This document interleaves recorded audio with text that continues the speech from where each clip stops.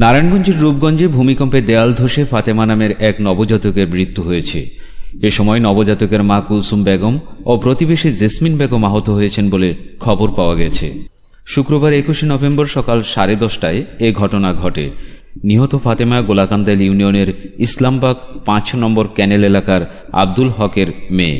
স্থানীয় প্রত্যক্ষদর্শীরা জানান, সকালে ভূমিকম্পের সময় ঘটনাস্থলে অর্থাৎ ভুলতা গাউসিয়া যাওয়ার সময় সড়কের পাশের দেয়াল ধসে নবজাতক ফাতেমা তার মা কুলসুম বেগম ও প্রতিবেশী জেসমিন বেগমের উপর পড়ে যায়। এ সময় ঘটনাস্থলেই নবজাতকের মৃত্যু হয়। পরে তারা দেয়ালের নিচ থেকে নবজাতকের মরদেহ উদ্ধার করেন।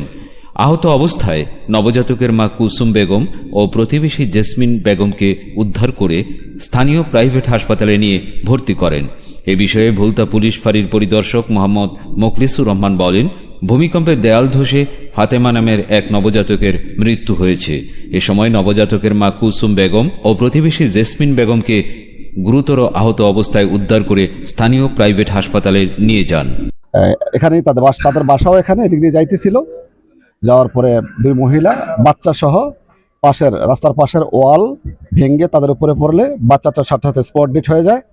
আর বাচ্চার মা গুরুতর অবস্থা এবং ওই মহিলা সহ তারা এখন মেডিকেল আছে। পরবর্তী পরিস্থিতি হয়তো তাদের মেডিকেল থেকে জানা যাবে। ওরা ঢাকায় অবস্থান করতেছিল, ওর জন্মের কালীন ওরা এখানে চলে আসছে নিরাপদের জন্য।